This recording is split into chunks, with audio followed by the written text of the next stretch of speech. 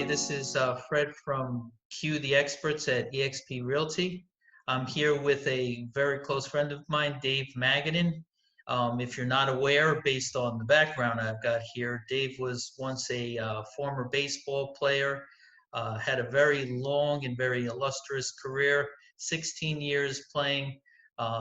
Where I know him most from was when he played on the Mets. He played, I believe, if I'm correct, 7 years, Dave, you played with the Mets? Yeah, seven Um, seven different years. Yeah. yeah, and I even remember that game when you had that that game. I think you hit 3 for 4 or something like that in the Eastern Conference to clinch the Eastern Conference, right when you played on the Mets your Yeah, my first year. first when I first got called up in '86, I got to Yeah, I start remember the that. game that we clinched. Yeah. I do remember that. And, he played on other teams like the Colorado Rockies. He played on the Padres, he played on Oakland. But now he's actually transitioned to coaching, and he's coached for various other teams. Uh, Currently, right now, he's coaching for the Colorado Rockies, but he's had stints with the Red Sox, where I believe in 2007, you were the batting coach for the world champion Red Sox. Am I correct? Yep. Yep. You are So, correct. I'm very pleased and happy to have someone like Dave here today to talk a little bit about baseball. But before we do that, I'd just like to ask if you, Dave, can just let us know a little bit about yourself on a personal note. All right. Well, I'm born and raised in Tampa, Florida. I've lived in this area my whole life. I've got married to Monique. We've been married over 20 years, and we have 2 kids together. Peyton, that's 15, and Avery, that's 11. I have 2 older sons through another marriage that are 30 and 28. And they're grown men now, 2 boys. I call them boys, but they're men. One lives out in California and works in the film industry. My other one lives in Alabama. He actually works for Publix. And, I played college. I played locally at Tampa Jesuit, graduated from there in 1980, and went on to University of Alabama for 3 years, got drafted out of there by the Mets, started my pro career, played 3.5 years in the minors, played 16 years in the big leagues with a lot of different teams, That you and did. then transitioned immediately to coaching right after I played.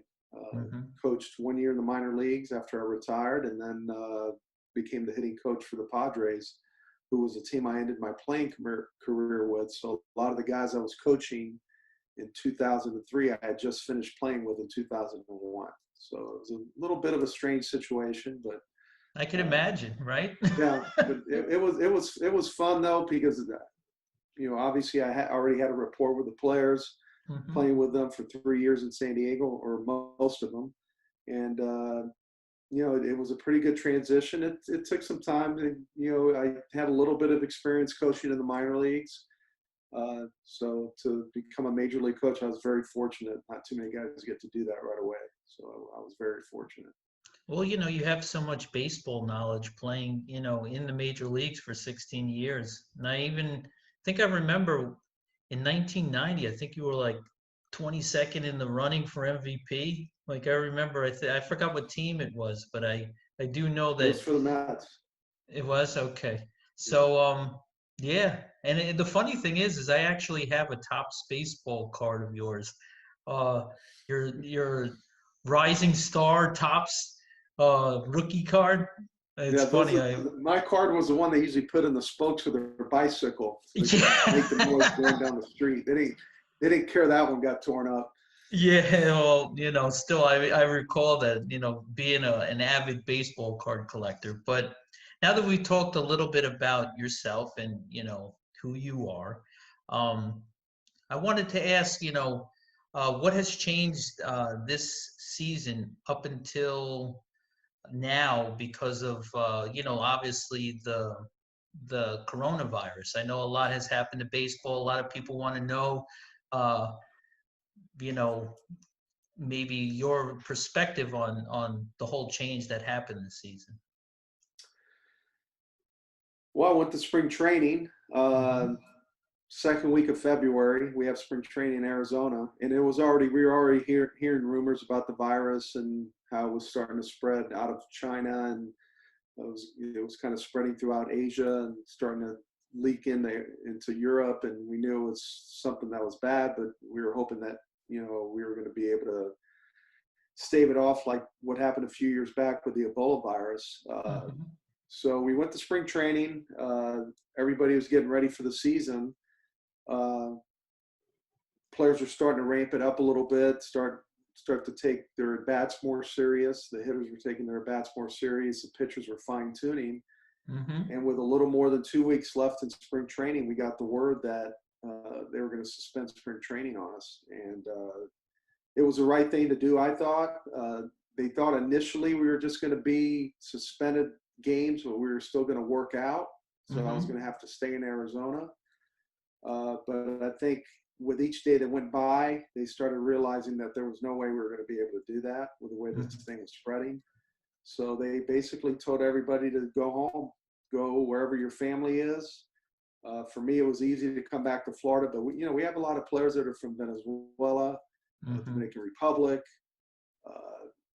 all over the world basically. And it wasn't as easy. As a matter of fact, our Venezuelan players, which we have a few on our major league roster, and I think we had 6 or 7 that were at big league camp, they couldn't go home, so they're still in Arizona. Oh, really? Staying in an apartment, and there's 4 of them in 2 apartments, 4 each in two different apartments. So it's really tough. It's been tough. Obviously it's been tough on the whole country. The unknown is what's really frustrating for everybody right now. Yeah. It is for us too. We don't, you probably know you probably know about as much as I do about when we're going to start up again. And we've heard a lot of different scenarios. So we're just everybody's just trying to stay in shape and be ready for when they say, hey, we're going to start spring training in 2 weeks or 3 weeks.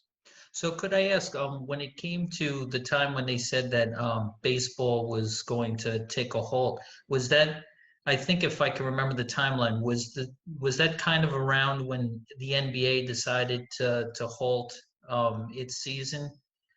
Did that, in your opinion, play any part in that, or I think so. I think as other sports started, I think the NCAA was the first one because they said that they were going to cancel the tournament. Then the NBA said they were not going to play anymore. Then the NHL, and then everybody kind of followed suit. I think initially baseball thought we were going to continue to try and make it, at least get through spring training, and then see what happens after that, after we get the guys in shape and all that. Yeah. But I think as other sports started, shutting down their season, it just made it harder I don't know if it made it harder, but it was different because we hadn't even started our season yet. The NBA was already playing. The NHL was already playing. Golf was already playing. NCAA basketball, all that was still going on. They were in the middle of their seasons. Yeah. Basketball was towards the end. So they had to kind of stop in the middle of their seasons. We hadn't really started yet. So that's what makes it a little different for us, because if we start up again, baseball takes a little bit longer to ramp up to get ready for the season. Pitchers got to get in shape, mainly the pitchers, and it's going to take them probably 3 weeks to get ready for the start of any kind of season. Gotcha. So now that, obviously a lot of the country's been going through, a lockdown, and, one thing that definitely can bring a country together is sports, right? I think I've been watching ESPN and wondering, how are they going to do sports announcements? I know, like in the Tampa Bay area, obviously the hottest news is, what's going on with the Bucks right now. But as far as baseball, like, what do you feel is your thoughts or ideas about the rest of the season? Do you think they're going to have a season? And if they do, will they extend it a little further into October? Or, if I could have your thoughts. I think I'm hopeful that we're going to have a season. I think a lot of it depends on stuff that is out of our hands. My fear is that we reopen too soon, and then we have a spike on these infections and the deaths, and uh, our teams are spread out around the whole country, and there's a lot of different variables involved. So Of I course. think if we can continue to flatten the curve or have it go down some and keep it in that trajectory, I Hmm. think we have a chance to play. I think it's going to look vastly different. I think, Yep. we're going to have to shorten the amount of games. We usually play 162 games. I would say we're probably going to play 80 to 100 games if we're lucky. Hmm. It's going to be different, the divisions. I think they're going to split the teams to limit the travel, to put teams in the same division that are near each other. Do you So think we they'll don't do have to that go. with like, do you think they'll do that with both like the American League and National League, kind of meld them together so that the teams are still close, even like that as well? Oh, yeah. I think that what they're going to try and do is there's going to be probably an Eastern, Central, and Western division, and it'll be divided by geography. So, Gotcha. the Central division is going to be Chicago, Milwaukee, teams like that, teams in Texas probably. Hmm. The Eastern division is going to be all the teams on the East Coast, uh, and then we'll be in the West where there's going to be we'll have the Dodgers, which is a team that we're used to playing, but we'll have the Angels, probably the Rangers, Seattle, Oakland.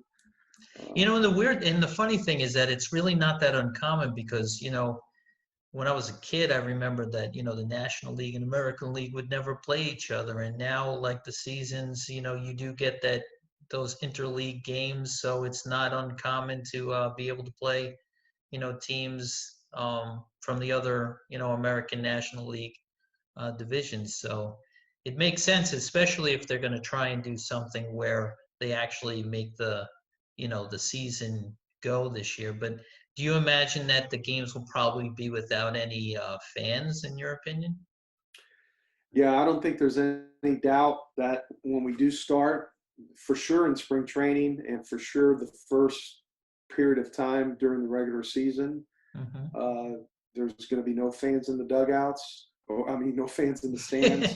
Okay, They're I'll go in the probably going to, dugout. yeah, they're probably, they even talked about spreading this out in the dugout too. Uh, so, But that would be a pretty lot of it difficult too, depends. right? That would be What's that? that'd be difficult in itself because you have so many people on the team. You have your coaches, you have the players, you have like the athletic uh, support staff, right? And Yeah. there's a lot of Yeah, people. it's going to be very tough, and there's probably going to be larger rosters. The rosters right now we're set to be at 26 for the start of the season this year. Hmm. So I would imagine they're going to have to make the rosters maybe 30, maybe Hmm. 35, because you're going to need a bigger pool of players to get through a season. If Yeah. somebody tests positive, they're automatically going to go on the disabled list, and uh, so you're going to need a pool of players to be able to come right in and start playing again for those guys that are, whether they're hurt or whether they're sick from the virus. So, there's a lot of question marks because, there's some states that have already canceled big events with big audiences Hmm. through the end of the year. So I know in California, they're not going to allow any fans in the stands at all.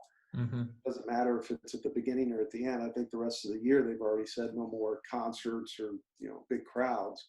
Hmm. So uh, I would imagine there's a good chance if we do get to play, it's the whole year it's going to be without fans in the stands.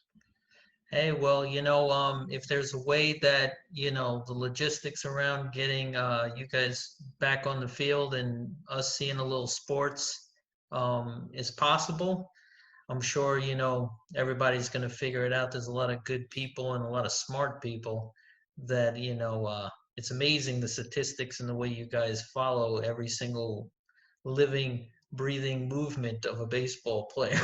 Nonetheless, trying to figure out this, I'm sure they'll be able to. But hey, Dave, I appreciate once again you taking the time to talk to us.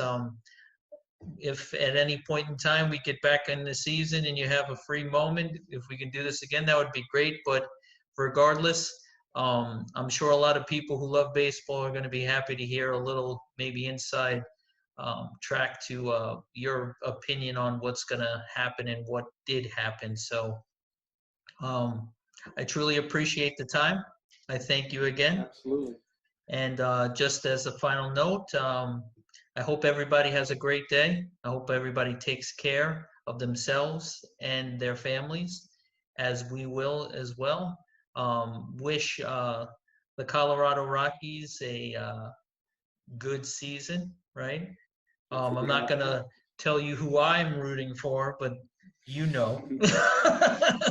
But Well, I'll tell you, everybody have a great day. Dave, thanks again. And thanks for having me. I appreciate it.